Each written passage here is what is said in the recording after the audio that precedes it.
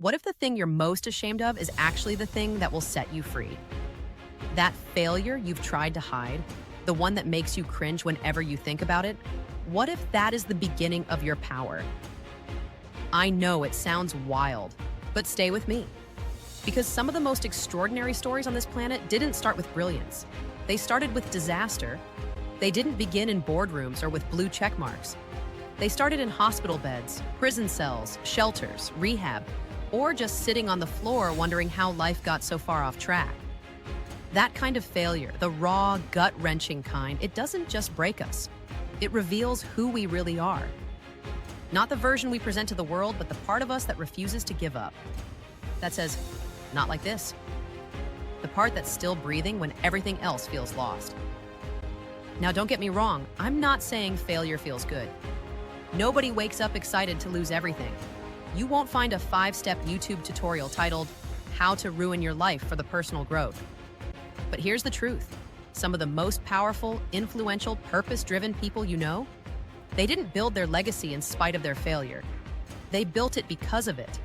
Take the woman who nearly drank herself to death, who now helps thousands recover and reclaim their lives. Or the man who walked out of prison with nothing but a journal, now a mentor guiding young men away from the same mistakes. Or the dropout who spent years being told he was dumb, now the founder of a company solving problems no one else could see. Their lowest moment became their launchpad. Their mess became their message. Their biggest failure became their greatest superpower. And let's be honest, no one becomes a superhero by living a flawless life. Spider-Man didn't gain his powers from good behavior and punctuality. It took a bite. It took pain. It took a moment that changed everything. That's how it works for us, too. See, once you've survived the worst parts of yourself, the parts no one clapped for, the ones people judged you for, you stop fearing what the world thinks. You start walking differently, speaking differently. You carry wisdom instead of shame. And if you're wondering how to turn your own failure into something meaningful, it starts with this. Own it. Stop pretending it didn't happen. Stop trying to edit it out of your story. It happened, and because it happened, something inside you woke up. Then comes the lesson. Because failure has a way of teaching us what success never could. It humbles you, sharpens your focus, forces you to listen. And finally, you share it. Not because you're perfect now, but because someone out there is standing where you once stood, thinking it's the end, when really it's just the beginning.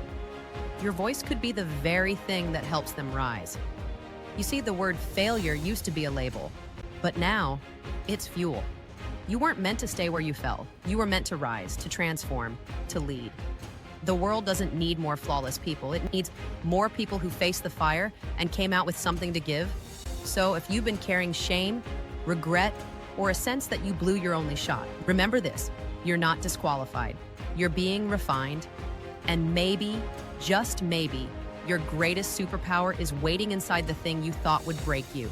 You are a rogue-turned role model, and your story is just getting started. If this spoke to you, inspired you, or reminded you of your own power, hit that like button, subscribe, and share this with someone who needs to hear it. Together, we rise.